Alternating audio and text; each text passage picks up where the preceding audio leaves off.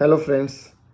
अगर आप किसी ऐसी जगह जा रहे हो जहाँ का एड्रेस आपको मालूम नहीं, तो किसी से तो पूछना ही पड़ेगा। सौभाग्य से मैं गुरुग्राम या गुड़गांव में रहता हूँ, जहाँ इतनी रहमत है कि आपको ठेके का पता पूछने की ज़रूरत ही नहीं। किसी भी दिशा में चल दो, कोई ना कोई ठेका मिल ही जाएगा। बाकी रास्ता पूछने में तो कन्फ्यूज़न ही कन्फ्यूज़न है। अगर बताने वाला कहे कि ठेके के पास ही घर है, तो भी कौन से ठेके के पास? यहाँ तो मीलों तक ठेके ही ठेके हैं।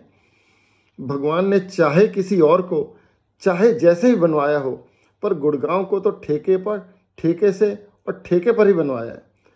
और अब तो लगभग सारे ठेके रात को ऐसे जगमगाते हैं कि मंदिर की रोशनी भी उनके आगे कुछ नहीं। मैं अपने पिताजी को गांव से मोतियाबिंद को ऑपरेशन के लिए लाया था। रात का समय उन्हें वैसे ही कम दिखता था। रास्ते में ठेके की रोशनी देखकर उन्हें लगा कोई मंदिर है। दूर से ही सड़क पर हाथ जोड़कर खड़े हो गए। आते जाते लोग भी इतनी श्रद्धा को देखकर प्रसन्न हो गए। देखा कितनी जल्दी गुड़गांव का असर हो गया। बारिशों के दिन है, सड़कों में गड्ढों और ठेकों में कंपटीशन चल रहा है। कौन ज्यादा है, गड्ढे या ठेके? एक गड्ढे पर पिताजी का पांव पड़ा और नीचे गिर पड़े। और भक्ति देखिए कि बोले, हे प्रभु, आपने मुझसे साष्टांग प्रणाम करवा ही लिया। कहानी यहीं खत्म नहीं हुई। उनको निकालने के चक्कर में जब मैं भी उस गड्ढे में कूदा, तो देखा उसके अंदर भी एक ठेका था। गुरुग्राम में कुछ दिन रहने का ही चमत्कार था कि ऑपरेशन के बाद पिताजी की अंतर्मन की आंखें भी खुल गई।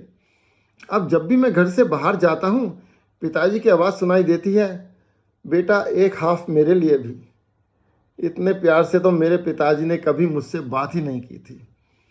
समझ नहीं आ रहा क्रेडिट गुरुग्राम को दूं या ठेके को। अब मैं परेशान हूँ। मोतियाबिंद का, प्रोस्टेट का, सबका ऑपरेशन हो गया और 2 साल हो गए पिताजी वापस गांव जाने का नाम ही नहीं ले रहे और कह रहे हैं कि मेरे लिए किसी ठेकेदार से एक ऊपर कमरा डलवा दे। हाँ, उसी ठेकेदार से डलवाइयो जिसका कोई ठेका हो। बाप रे, देर हो रही है, मुझे लग रहा है आज तो मैं पिताजी की भी पी गया। मैं चलता हूँ।